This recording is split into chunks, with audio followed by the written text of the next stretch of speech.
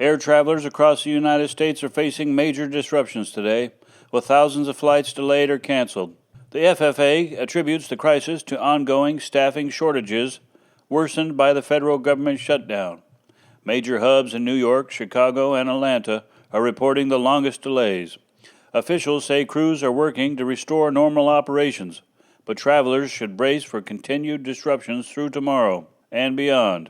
Well, Nancy Pelosi, the first woman to serve as Speaker of the U.S. House, announced she will not seek re-election in 2026 after nearly 40 years in Congress. Her departure signals a major generational shift in Democratic leadership and opens up a key San Francisco seat. The move also sets the stage for intense internal party fighting as Democrats prepare for the 2026 midterm. Stay tuned. This is more than just one vacancy. It's a changing of the guard. Question everything. Well, there's breaking news from Louisville, Kentucky. A UPS cargo jet crashed shortly after takeoff Tuesday morning, killing at least 12 people and leaving several injured. The left engine apparently detached during takeoff and ignited a fire which caused the MD-11 to crash into industrial and airport adjacent areas. The National Transportation Safety Board has launched a full investigation, creating ripple effects across the supply chain. More updates as the investigation unfolds. Will this cause a supply chain crisis? We will soon see. Well, big news from California. Voters approved Prop 50, which lets the state's legislature redraw congressional districts starting in 2026, instead of the independent commission doing it. The new maps are expected to help Democrats flip up to 5 U.S. House seats, shifting power ahead of 2026. But opponents warn this is a partisan power grab and have already filed lawsuits claiming the process violates constitutional protections. We'll be watching this closely. Well, the SNAP benefit crisis continues, with the federal government shutdown dragging on. The U.S. Department of Agriculture says it will only partially fund SNAP benefits this November, covering roughly half the usual amount of about the 42 million Americans. Courts ruled the administration must tap emergency reserves, but serious delays and gap remains nationwide. Millions face uncertainty about whether they'll receive any benefits this month and how long the disruptions will last. Well, it's a big night in New York City. Zohan Mamdani has just been elected mayor, becoming the city's first Muslim mayor and youngest in more than a century. His victory rides on a bold progressive agenda: rent freezes, free transit, heavy taxing of the wealthy, and a surge of grassroots energy. Now the real test begins. Can he turn promises into realities in the toughest city in America, or will the system he's stepping into shape him instead? Today, the Supreme Court signals serious doubt about President Trump's ability to impose sweeping global tariffs under the 1977 International Emergency Economic Powers Act. They questioned whether the law authorizes tariffs at all and emphasized Congress's role in tax and trade powers. If the court strikes these down, refund chaos could follow, and corporate strategies will pivot fast. The ruling could reshape U.S. trade policy. Big win in New Jersey. Congresswoman Mickey Sherrill has been elected governor, defeating Republican Jack Ciantrelli in a race seen as referendum on Trump-era politics. Her victory gives Democrats a third consecutive term in the Garden State and signals their strength heading into 2026. Now the real question: can she deliver on promises of affordability and infrastructure, or will the weight of New Jersey's budget and interest reshape her agenda? Well, the Democrats are happy with the gubernatorial races, with Abigail Spanberger winning in Virginia and Mickey Sherrill in New Jersey, both by impressive margins. Midterm warning signs are flashing: affordability, economic anxiety, and exhaustion, with the national narratives helping fuel the shift. What happens next? Watch for how these new governors tackle the budget and whether this signals a broader swing heading into 2026. Well, today the U.S. federal government enters the 39th day of the shutdown, making this the longest shutdown in history. Federal Aviation Administration has announced it will cut flight traffic by 10% across 40 major U.S. airports starting Friday due to controller staffing shortages. The Senate is reportedly ready to stay through the weekend if a deal emerges, but the stalemate continues to cost workers, travelers, and everyday services. Abigail Spanberger has been elected governor of Virginia, making history as the state's first female governor. Her victory comes as Democrats pulled off a sweep of all statewide offices, signaling a major boost heading towards 2026. Spanberger ran on practicality, fixing housing, health care, the economy, not just ideology. The bigger question: can she deliver real change, or will the weight of the state's entrenched politics pull her into the usual status quo? Moments after Zohan Mamdani's victory in New York City, Trump fired sharp criticism, calling Mamdani a communist a warning that New York has lost a little bit of its sovereignty. He also accused Mamdani of delivering a very angry victory speech and suggested he will be off to a bad start unless he's nice to him. The tone signals a new front in the culture war aftermath of the election, not just a local win. And now all eyes are on how this feud will shape relations between Mayor-elect and the federal government. Breaking news, a federal judge in Chicago has ordered dramatic improvements at the Broadview Immigration Facility. Clean toilets, legal call access, and full tracking of detainees after reports of overcrowding and harsh conditions. With this ruling, Chicago's role in national immigration enforcement is under intense scrutiny. The facility shifted from short-term processing to long-term detention in recent months, and this order may change how federal enforcement operates locally. What's next? Will these changes be implemented or simply papered over? Vice President J.D. Vance called it idiotic for Republicans to overreact after a string of Democratic wins this week, including the lopsided defeat of his half-brother in Cincinnati. He emphasized the GOP needs to improve voter turnout and stop infighting. The comment signals internal tension in the party as it scrambles to regain momentum ahead of 2026. Now we go to Paul. Another exciting day in New York. As you know, or everybody who's not living in Iraq knows, Zohar Mamdani is New York's new mayor. So let's see what happens there. I'm having a hard time figuring this one out a little bit. But I guess it comes down to people are just getting priced out and concerned about the economy and looking for a change. And the people they put against Mamdani were like just old retreads that didn't inspire any excitement. It didn't look like they were going to do anything. You had Cuomo, who lives in New York, but has a terrible reputation of, with the COVID thing, for instance, where a lot of the old folks were more or less died during their stays at the convalescent homes. So he didn't have the best reputation going. So it was almost a slam dunk for Mamdani, who appealed to the younger generation who can't afford to buy houses. So the allure of everything free was really almost too tough to pass up. Now, understand also, he also did appeal to the 37% of foreign-born people living in New York. He appealed to that group highly, and also to the liberal white women who also voted for him, maybe out of a sense of guilt or whatever it may be. They voted for him too. And the attack against the ruling elite. But here lies the quandary is one of his biggest backers was Mike Bloomberg. And that's like Mr. New York, a billionaire. And I don't quite get where this is going. But even though this is our new mayor for New York, I do wish the best. I hope he's successful in making New York great again and bringing things back. He's here now, so let's give him a fair shake and see what happens. Now, he's also what they call a socialist Democrat or Democrat socialist, so that's just one step away from probably being a communist.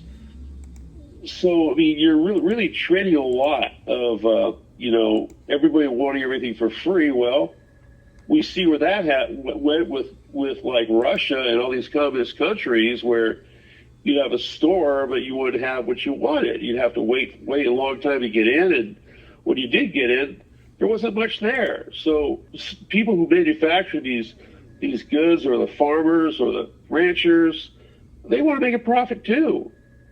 So they're looking to, they put a lot of time into getting this finished product. So they're looking for a source where going to a government store may not be their best objective. We were talking about the results of the election in New York for the mayor and the governors in West Virginia and New Jersey. I'll use the word unfortunately because I'm not a big Democratic fan. I'm more of a Republican type guy. But I'm also what's best for the people. The people did vote. If it's all fair and square, they did vote for these Democrats, and that's what they're going to get. Now they'll have to live with the results. The Democrats won in New York, the mayor, of course. Zohran Mamdani, and then you have the New Jersey, and you also have the New Jersey governor, and you also have the West Virginia governor, and they're all steadfast, hardcore Democrats. So people want change. Well, let's see what they can do, because I think automatically their taxes are going to go up. That's the only good thing. And you can't get everything for free. We know that too. Somehow they're going to have to stimulate the economy, make things better for the people in a sense where they can go out and empower themselves. Again, when you ride the back of the government, it's never really a good thing. And Mamdani has been promising that to the masses, the younger masses, and they fell for it. As I mentioned, his competition for running, the Republican was weak, and the independent Cuomo is a retread who nobody really likes after his COVID fiasco with the older people in the retirement homes, who a lot of had died under his decisions, and that left a bad taste in everybody's mouth. Now about Zohran, he's young, he's flashy, but he's also, and he has a lot of good energy. But he also is tied greatly with George Soros and great friends with Alex Soros. And these guys are really leftist and, dead set, in my view and a lot of people's views, of undermining the United States and destroying what we hold near and dear to our heart, our democracy as a republic. So I feel that it's going to be uncharted territory. As I mentioned, only 37% of the people in New York now were born in outside country. These are citizens, too. A lot of them came legally. So it was kind of the perfect storm for Mamdani to win, where he's appealing to the younger generation who had no chance of ever getting a house or whatever. I think everything for free is the answer. The 37% of the foreign base that are now living there officially. And then you have, of course, the liberal white women who have a sense of guilt. They put them in that combined effort, which is, and the rest of the leftists, was just too much for a good, strong Republican, which we did not have representing us in that race, to overcome. And you also had I question this and wonder what is this all about? Is Michael Bloomberg, one of the most powerful men in the country, and like a Mr. New York guy, was one of Mamdani's biggest donors? I don't get it. But again, we'll have to see it plays out. Now that he's in, I'm going to have to wish him the best, and hopefully he can make New York great again. And, just not forget the people who were here first and made New York happen. The suffering, I'll put it bluntly, the suffering white people, too. Middle class were having their challenges. So let's see if we can create jobs, not just give everything for free, because that's where your taxes are going to go up. What by Mamdani winning, what that means is Florida is going to get an influx of millionaires and billionaires, because a lot of them said they were going to leave if this guy won. So let's see if their love for New York will keep them there, or their love for their way of life will send them to Florida. So it's a real challenging and questionable situation. And then, of course, it's the unholy trifecta where you got, again, the new governors for West Virginia and for New Jersey. So I don't know how it's going to play out. As you know, Virginia and West Virginia have had their challenges, like a lot of places, but it's about the manufacturing. So hopefully we go back to that a little bit, turn things around. I want what's best for the country. I want this country to thrive, and by having new blood in there, well, we'll just see what happens. They can hopefully always vote them out.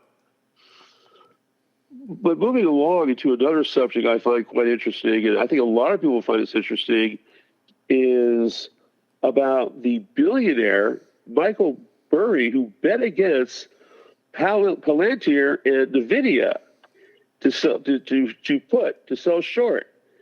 He bet or put $176.6 million on NVIDIA to do that, allegedly, and $912 million on Palantir. And this guy is no Johnny come lately. He actually, Michael Burry and his company Scion, and that's pronounced spelled SCION, actually predicted the 2008 U.S. housing collapse, and it happened. And his people who believed it made a lot of money off that. It's something that I would hate to make money. I wouldn't feel good about making money off that, but it did happen. He predicted it, and he was right on. So when he spoke about betting against NVIDIA and against Palantir, it actually affected the stock market in a real negative way. It went down. The market went down. This guy's voice carries a lot of weight.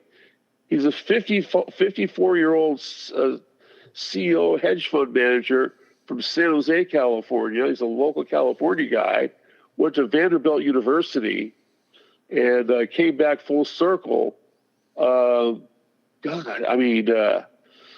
He must know what he's doing, and people believe in it. But then again, the CEO of Palantir called the guy, his name is Alex Karp, called the guy crazy. This guy must be crazy saying this kind of stuff, because our company's up 152% this year. So in the years 2024, 2025, we were the top performers in the stock market, among the top. So, I don't know where this guy's coming from, is what Alex Karp said. And of course, as a CEO, he said the guy's crazy. And I, as a CEO, you got to back your own company. You not always, but you want to back them up and keep the confidence, because especially where news like that can bring your stocks down, and you don't want that to happen. So this guy is making a huge decision to put $1 billion on this. So it's a lot of people raise their eyebrows, go, "Man, this guy may know what he's talking about.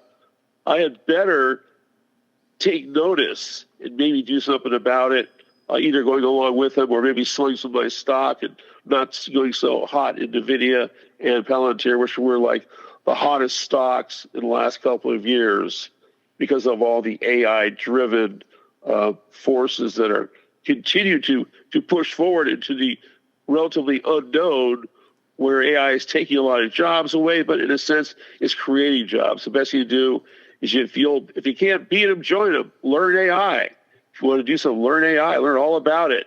Become part of the solution. You still have a lot of time to do that. You hear about the UPS airplane that exploded?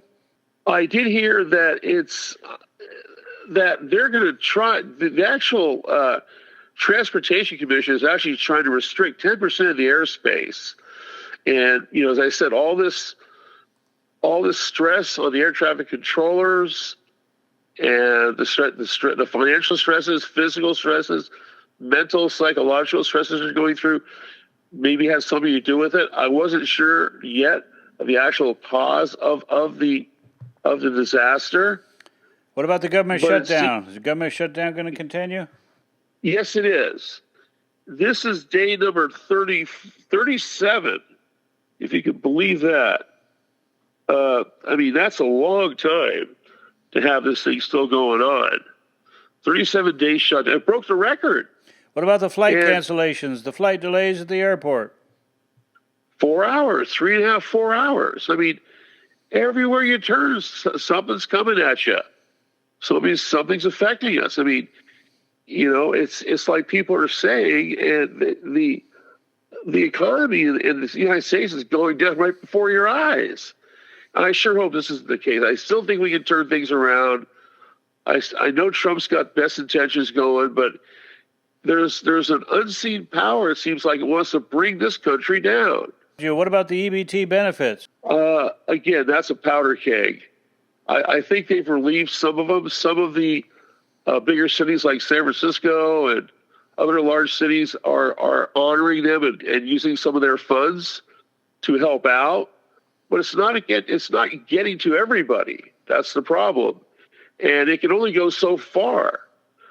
So I'm hoping that the Democrats are using this as a leverage against Trump, because if that's the case, that it's just diabolical. It's the fact that they're using that as a a card or a chess piece to promote their agenda. And who's suffering? The American people. And now they want the American people to vote for them? You got to be kidding. Why should they? Now, what about these every time, tariffs? The tariffs, even this Supreme Fetterman Court's guy, trying to who I stop wasn't the so tariffs. crazy about, for the Democrats voted for resolving this. But the Democrats have 12 times they voted. Every single time, it's the Democrats stopping this thing from going forward. So, what's going on with these Democrats? They're making the people suffer because of their own ego. They want to protect themselves. They want to take their little vacations and whatever they may do. They can't do that. They got to settle this, make peace with the Republicans, and think about the voters. Don't think about your donors. Think about the voters. Those are the people. This is the blood and soul of America, these people. This is what makes America tick. So you got to think about those people. Oh, boy. I mean, it just frustrates me even thinking about it, that we're still in a situation and so many people are suffering. Yeah, there's some people who abuse the system. We know that. But right now, if you have a job, keep your job. If you can't get a job, learn something so you can make yourself valuable. Whatever you can do, go out and do it, because you need to right now, because our country needs it.